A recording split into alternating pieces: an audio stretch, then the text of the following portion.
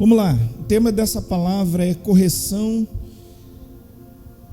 que restaura. Amados, eu tenho visto tantos cristãos, e aqui eu começo essa palavra dizendo que tantos cristãos, eu queria que você colocasse amor em minhas palavras. Você que é minha ovelha, você me conhece, eu queria trazer essa palavra com muito temor e com muito amor. Muitos cristãos que se indispõem com outros irmãos por causa de política. Nós temos visto irmãos, que contrariados por causa da sua posição política, e eles disparam para cima do outro, ofende o outro irmão, e isso, irmãos, dói o coração, dói de ver, dói muito o coração. Imagine como é que fica Deus com o coração machucado de ver o seu povo se ofendendo, desfazendo amizades, famílias divididas por causa disso. E tem um texto que eu quero ler com vocês em Efésios capítulo 4, verso 29, deve estar aparecendo aí. Diz assim o texto: evitem o linguajar sujo e insultante. Essa versão é a versão transformadora. O Paulo está dizendo o seguinte: evitem o linguajar sujo e insultante, que todas as suas palavras sejam boas e úteis, a fim de dar ânimo àqueles que te ouvem. Então, a orientação de Paulo aqui nesse versículo é: olha, evitem falar coisas que insulte outra pessoa, evitem falar coisas que magoem outras pessoas, evitem entrar num círculo de ofensas entre vocês. E eu vou falar uma coisa aqui, irmãos, com muito amor. Nós estamos passando dos limites do bom senso. Nós estamos passando do limite. Parece que nós esquecemos que a nossa pátria, que nós não somos cidadãos desse planeta aqui, dessa terra. Eu sei que nós temos nossos deveres como cidadãos daqui do Brasil, brasileiro que somos, mas o nosso governo é do céu, o nosso governo não é daqui, o nosso sistema de valores não são os daqui, são outros sistemas de valores. E é triste, irmãos, muito triste o ponto que nós estamos chegando. É muito triste. Eu quero ler com vocês algumas orientações que Paulo, ele deu a Timóteo, seu filho na fé. Parece que Timóteo estava enfrentando uma situação bem difícil na igreja que estava pastoreando. 2 Timóteo, capítulo 2, versos 24 e 25. Deve estar aparecendo aí para você. Ao servo do Senhor não convém brigar. Se eu tivesse aqui, todos nós íamos dizer juntos: não convém brigar, mas sim ser amável para com o outro, apto para ensinar, paciente, deve corrigir com mansidão os que lhe opõem, na esperança de que Deus lhes conceda o arrependimento, levando ao conhecimento da verdade. Ou seja, a mansidão, o ensino com mansidão, obrigado, meu filho, vai produzir o conhecimento da verdade, e esse conhecimento da verdade vai conduzir ao arrependimento. Então, o homem natural é levado pelas armadilhas que esse mundo apresenta. Que armadilhas são essas? Na linguagem dos adolescentes, nós falaríamos como? Na modinha que esse mundo apresenta. Aparece uma modinha, um discurso bonito, algo, e as pessoas estão embarcando nessa. O homem natural, ele se desvia para a direita, para a esquerda, ele segue uma tendência. O que está na moda agora? Ele segue aquilo. Se o discurso é aquele, o homem natural, ele segue o politicamente correto, ele vai no discurso dos outros, mas nossos valores não, meus irmãos. Os nossos valores, nossos princípios não seguem a tendência desse mundo, amém?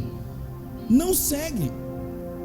Paulo escreveu o seguinte em Romanos capítulo 12, você conhece muito bem esse verso e eu gosto muito dele.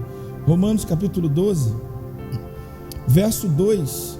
Olha o que Paulo diz nessa versão aqui: não imitem o comportamento e os costumes desse mundo, mas deixem que Deus os transforme por meio de uma mudança em seu modo de pensar, a fim que experimentarem a boa, agradável, perfeita vontade de Deus para vocês. Não imitem o comportamento e os costumes desse mundo. Então, amados irmãos, nossa responsabilidade exige que estejamos comprometidos somente com uma verdade, uma só: Cristo.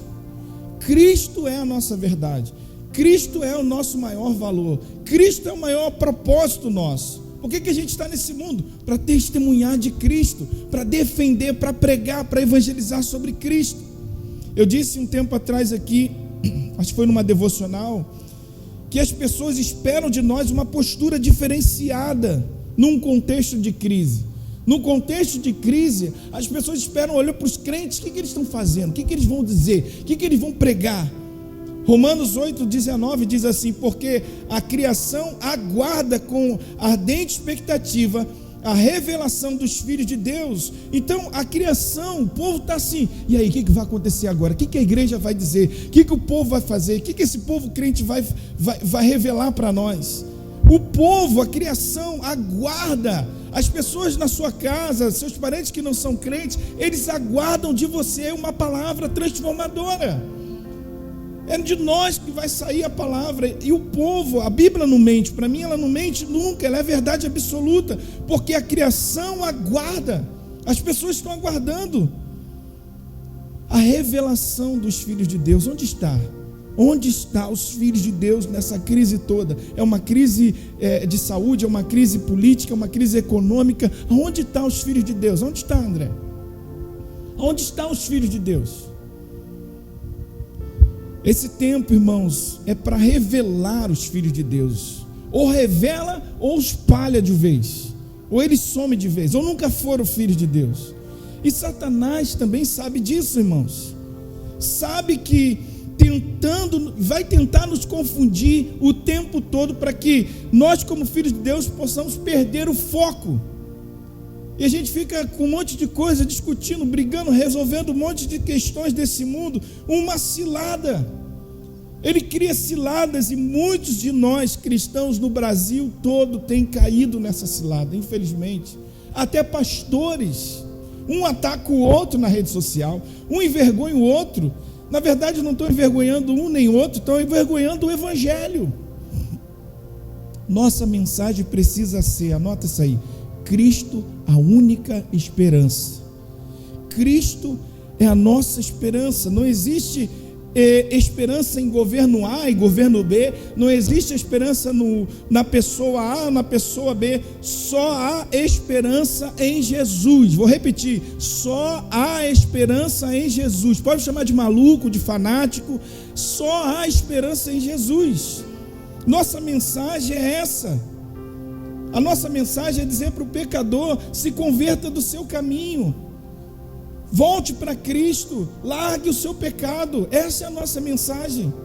Hebreus capítulo 12, versos de 12 a 14 diz assim: portanto, revigore suas mãos cansadas, os seus joelhos enfraquecidos, façam caminhos retos para os seus pés, a fim de que os mancos não caiam, mas sejam fortalecidos. Esforce-se para viver em paz com todos e procure ter uma vida santa, sem a qual ninguém verá a Deus. Essa é a nossa mensagem, esse é o nosso caminho. Tiago capítulo 4, verso 8 a 10 diz assim: aproxime-se de Deus e Ele se aproximará de vocês. Lave as mãos, pecadores, purifique o coração, vocês que têm a mente dividida. Que haja lágrima, lamentação e profundo pesar, que haja choro em vez de riso e tristeza em vez de alegria. Humilhe-se diante do Senhor e Ele os exaltará. Essa é a nossa mensagem, esse é o nosso evangelho. Então, queridos irmãos, nós precisamos escolher de que lado nós estamos. De que lado você está? Lado do homem natural? Lado do homem natural que não nasceu de novo? Ou se nós estamos do lado das pessoas que nasceram de novo, que são chamadas filhos de Deus? Nós vamos viver como pessoa gente que está indo para o céu? Ou nós vamos repetir o mesmo discurso desse mundo, irmãos? Um discurso triste, um discurso lamentável, um discurso de brigas, de divisão. De que lado nós vamos estar? Do lado que agrega, que ajunta, que une as pessoas a Cristo? Ou vamos separar as pessoas? Vamos continuar usando os nossos testemunhos para afastar as pessoas de Deus? Nós somos o povo que é portador da maior mensagem de esperança da face da terra. A vacina para a cura está conosco. Nós temos a vacina para a cura do pecado, para a cura da maldição, da morte eterna. Nós temos. Jesus Cristo habita em nós. Se nós falharmos com essa mensagem, a humanidade está perdida. Milhares estão preocupados sobre o coronavírus. Ok, nós também aqui estamos. Mas muitos não estão preocupados que vão morrer e vão partir sem Jesus para o inferno. Milhares e milhares de pessoas ainda precisam da mensagem de Jesus. E nós estamos brigando, irmãos. Nós estamos discutindo. Romanos 10, versos 14 e 15 diz assim: como, pois, invocarão aquele em quem não creram? E como crerão naquele em quem não ouviram falar? E como ouvirão se não houver quem pregue? E como pregarão se não forem enviados? Como está escrito: como são belos os pés dos que anunciam as boas novas. Amém? Então a maneira como fazemos essa tarefa, como anunciamos, vai mostrar para nós o quanto é importante essa mensagem para nós, o quanto essa mensagem foi impactante para nós, a forma como você anuncia, a forma como você lidar com essa verdade. Paulo recorda a Timóteo o seguinte: em primeiro lugar, ele diz: ao servo do Senhor não convém brigar. Ao servo do Senhor, você é servo do Senhor, então não convém brigar. A palavra que ele usa aí no grego quer dizer machomai, não é machomei, não, é machomai. Eu até acho que a palavra saiu daqui.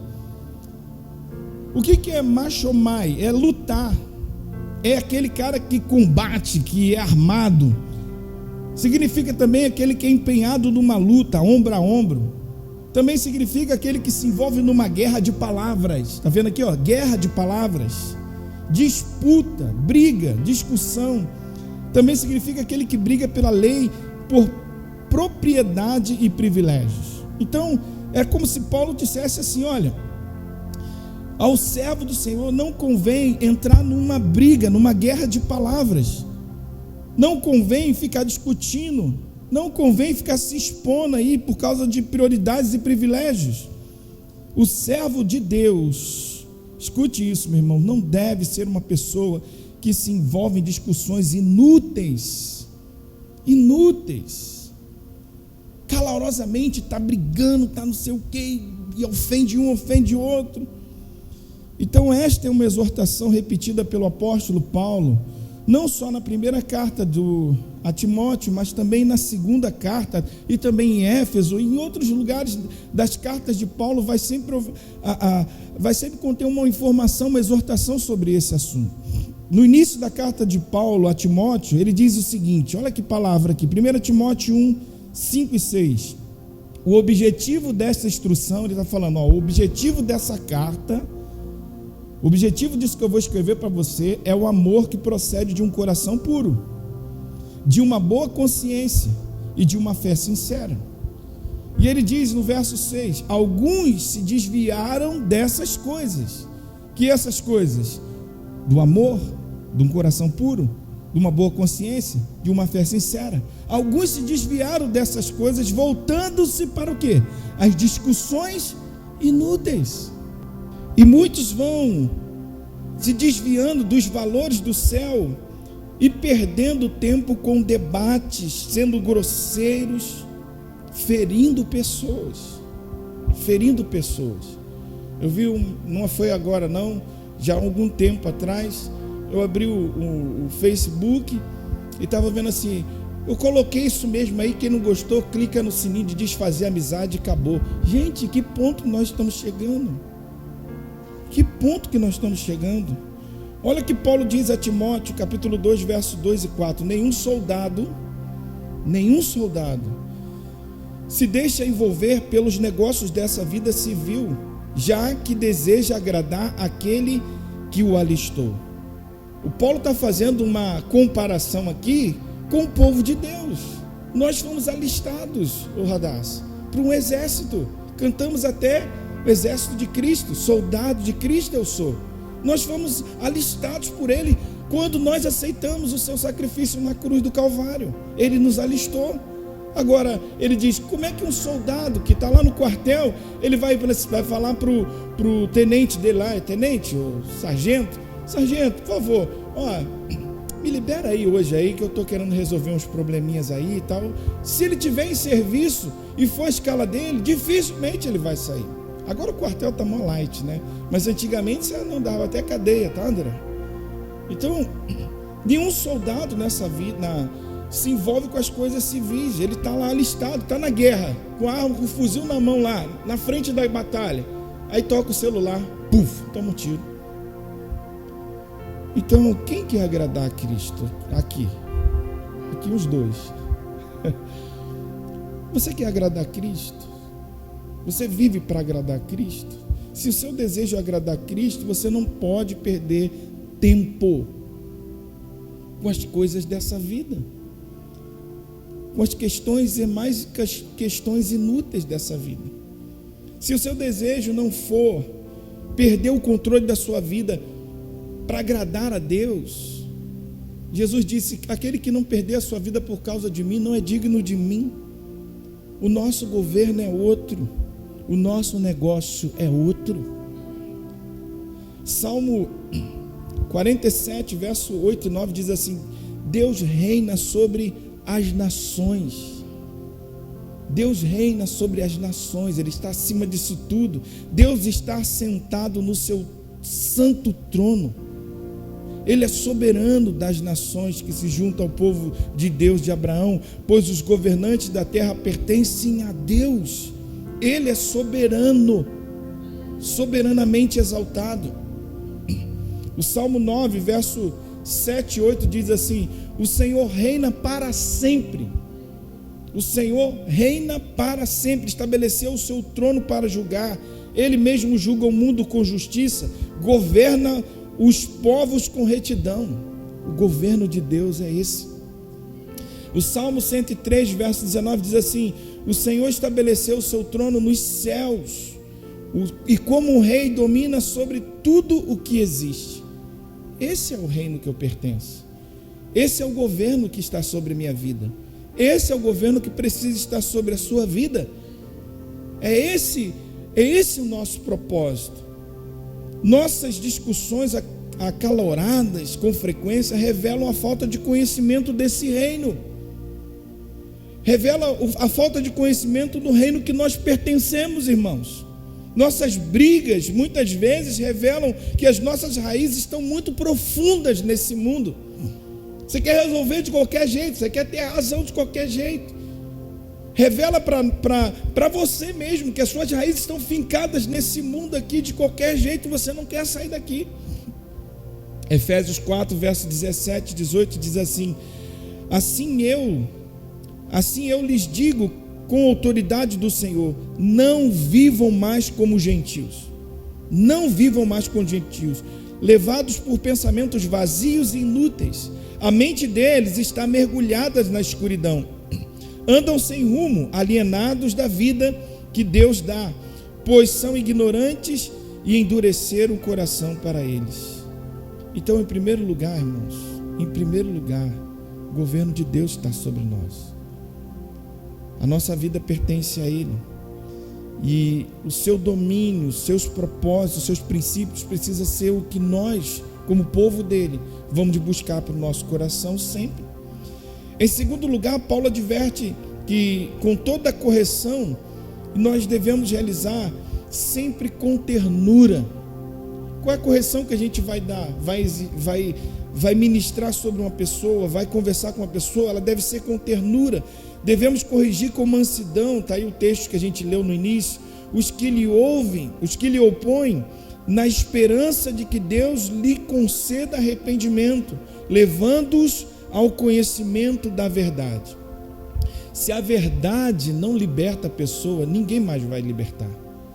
Jesus disse: conhecereis a verdade, e a verdade vos libertará.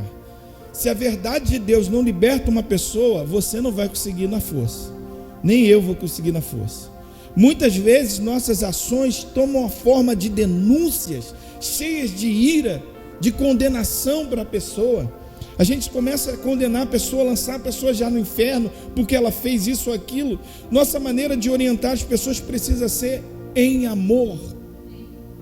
O servo de Deus deve entender que não é ele quem produz o arrependimento na outra pessoa, mas é o Espírito Santo. Se o Espírito Santo, a blasfêmia com o Espírito Santo, que eles falaram que Jesus falou que não tinha pecado, é justamente a rejeição do Espírito Santo. Se a pessoa rejeita, você não tem como enfiar a goela abaixo o Espírito Santo na vida de ninguém. A pessoa não quer. Então a correção só vem para aqueles que querem a correção, que querem uma ajuda. Então nós somos só um ajudante num plano todo de Deus. Nós somos só um servo. Paulo disse que ele é um servo inútil. Nós somos um servo trabalhando para que o Senhor realize a obra dele. Então você lembra que como Jesus tratou Pedro depois da traição? Você lembra? Sim ou não? Lembra? Depois da traição, Jesus falou assim para Pedro: Pedro, você é um sem vergonha mesmo, hein? Pô, você andou comigo, foi assim que ele fez? Né? Eu te dei, né, maior valor, você foi aqui um dos 12 comigo, e você me traiu, cara? Foi assim? Claro que não, irmãos. João 21, eu amo esse texto, se você puder ler na sua casa depois, João capítulo 21, leia ele todo, que de novo eles falam assim: nós vamos pescar, acabou a esperança, acabou tudo, e eles vão pescar, pescam a noite toda e não pegam nada de novo. Quando eles chegam na praia, quem está lá com o peixinho assando? Jesus está lá: volta para o mar, joga ali que vocês vão pegar, e pegaram peixes grandes. Jesus está lá na areia preparando um peixinho para eles todo com frio. E é nesse momento que Jesus conversa com Pedro. Depois da refeição, Jesus perguntou a Simão Pedro: Simão, filho de João, você me ama mais do que estes? Sim, Senhor, respondeu Pedro, o Senhor sabe que eu o amo. E aí, não para aí. E nem Jesus disse assim: então por que você me traiu, Pedro? Vamos fazer uma regressão aqui. Por que você traiu? Aonde foi que você perdeu a consideração? Jesus não fez nada disso, irmãos. Jesus disse: então alimente os meus cordeirinhos, então pastoreie as minhas ovelhas. Jesus restaura a vida de Pedro e chama ele para o ministério.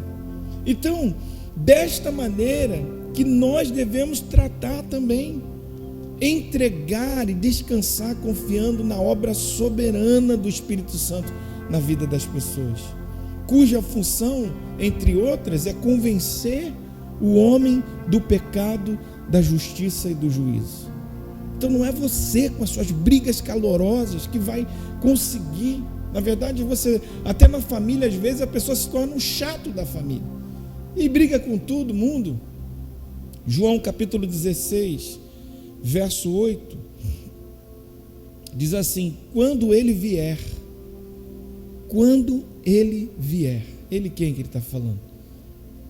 O Espírito Santo. Quando ele vier ao mundo,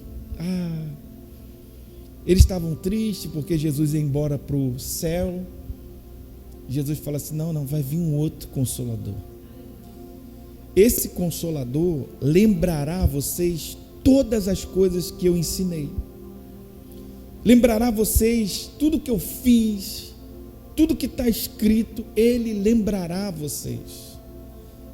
E ele continua: quando ele vier, convencerá o mundo do pecado, da justiça e do juízo.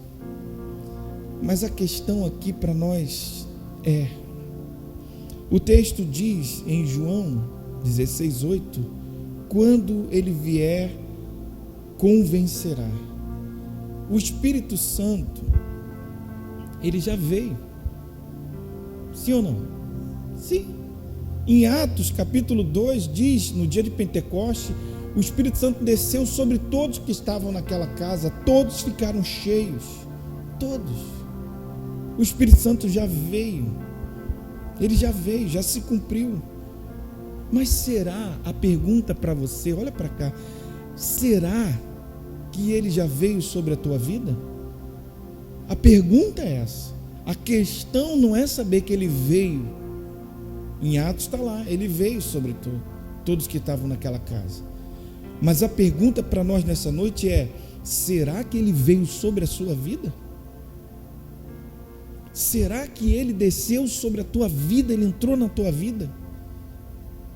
Quando ele vier, diz o texto, quando ele vier sobre a tua vida, convencerá você. Quem convence, a gente prega para o perdido, não é isso? Quando ele vier, convencerá o homem. Mas ele também precisa convencer um monte de crente que está aí. Um monte de crente que está perdendo o foco. Quem sabe você precisa muito nessa noite de entregar a sua vida a Jesus e falar: Jesus, eu estou me perdendo, eu estou saindo do trilho. Eu preciso, em nome de Jesus, voltar. Você precisa dizer: Senhor, eu preciso nascer de novo. Você está na igreja, está seguindo a Jesus um monte de tempo, mas você nasceu de novo. Porque quem nasce de novo, querido, tem uma experiência sobrenatural de conversão. Lembra de Zaqueu? Zaqueu tinha um envolvimento político e largou tudo, entregou tudo, devolveu o que tinha roubado. O Espírito Santo vem sobre você no dia da conversão genuína. Você foi mergulhado nele, você foi mergulhado, foi batizado no Espírito Santo de Deus. Porque quando ele vem, ele convence. Se o Espírito Santo não está conseguindo convencer, se a Bíblia não consegue te convencer, meu querido irmão, eu vou dizer uma coisa para você: você não nasceu de novo ainda. Você não nasceu de novo. E aí, essas questões sobre questões de reino, coisas de valores espirituais, isso não faz sentido. Você quer curtir o mundão, as coisas que o mundo oferece, porque não faz sentido para você. Por isso você tem que voltar lá atrás e falar assim: Senhor Jesus, eu quero nascer de novo, eu quero ter um encontro contigo, eu quero entregar minha vida a Jesus. Essa é a mensagem da igreja, essa é a mensagem da Bíblia. O Espírito Santo vem sobre você e convence você do que você está fazendo. Talvez falte isso na sua vida hoje. Falta o que, pastor? Ser mergulhado no Espírito Santo. Não é mergulhado num templo, não é mergulhado numa denominação, não é mergulhado num grupo de crentes, é mergulhado no Espírito Santo de Deus.